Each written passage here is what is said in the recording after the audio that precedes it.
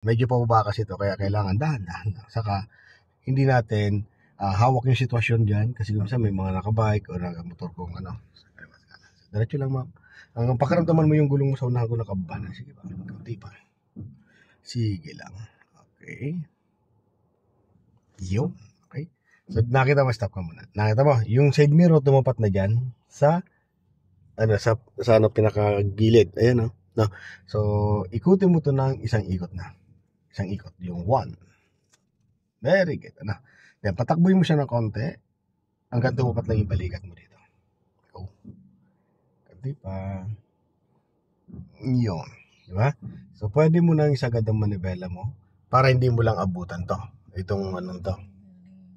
Okay? Kasi pag hindi mo na isagad dito, pwede kang umabot doon sa anong yan.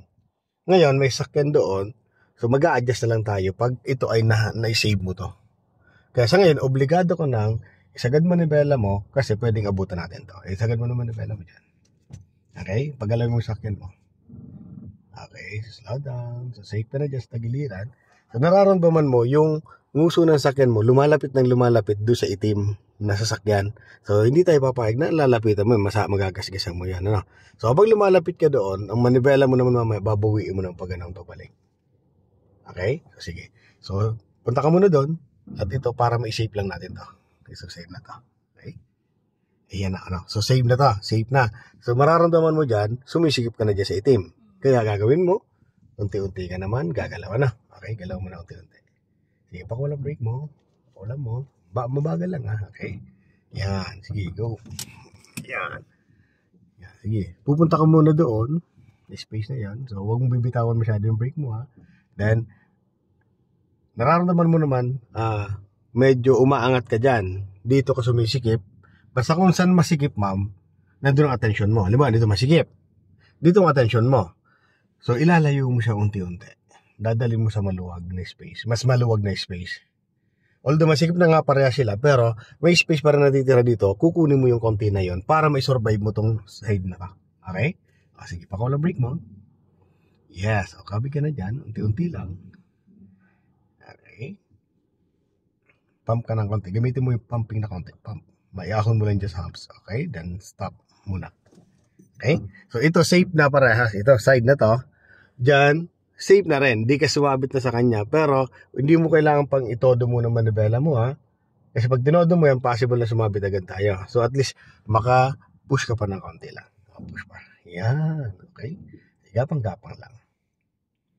Yan. Stop ka. Nararamdaman mo yung side ng sakyan mo, lumalapit dyan sa itim. Okay? Dito, mayroon ng space din.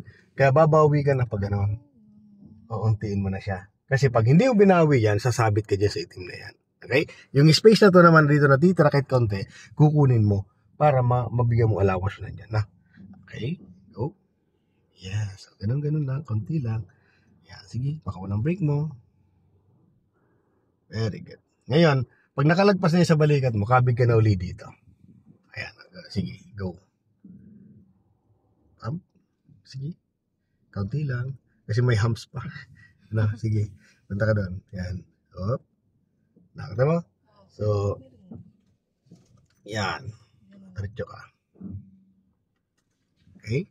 So, copy ka na konti dyan. Kasi may space naman dyan sa kaliwa na. Pag nakita mong pantay na tong katawan ng sakyan, itong nguso ng sakyan mo nakadiretso na, ito, hanapin mo yung gitna nito. Okay? So, banti ka pa. Kati pa. Ay, yan na. O, pantay na siya. Hanapin mo ng gitna nito. So, yung posisyon ng manibela mo, nasa ilalim yung malaki. So, hindi yan pang gitna. Kailangan yan, may posisyon ng ganito. Ito ang gitna niyan. Yan po, ano? Okay? So, punta ka dun. Ayun. O, iikot tayo. No. So, tuturuan kita pag-ikot naman dito sa masikip na, ano mo. So, ganito, ma'am. Ganito. Para makasurvive ka sa ganitong masisikip na area, titignan mo yung posisyon ng sakyan mo. Pumupunta ba siya sa kanan? Gitna ba o kaliwa? Mas maramdam mo, pag nararamdaman mo sa ngayon, nandito siya na. May space ka doon. So, tama yung nararamdaman mo na pumupunta talaga siya dito. So, kakabigin mo, syempre, papunta doon. Lalayo mo na. Okay, banti ka. Yan. Okay, syempre, lalayo natin na ganun. Konti. Sige, banti ka. Pag nailayo mo na to, sige pa, diretso lang. Yan. Then, gitna mo na. Na, pag naramdaman mong nahiris mo na yan, gitna na agad na level. Na. Para hindi ka na dumidire-diretso doon. Okay, so ang laging titinan mo yan, yung posisyon ng sakyan mo, kailangan doon sa pagitan ng dalawang side, kailangan nasa gitna lagi ang posisyon ng uso ng sakyan mo.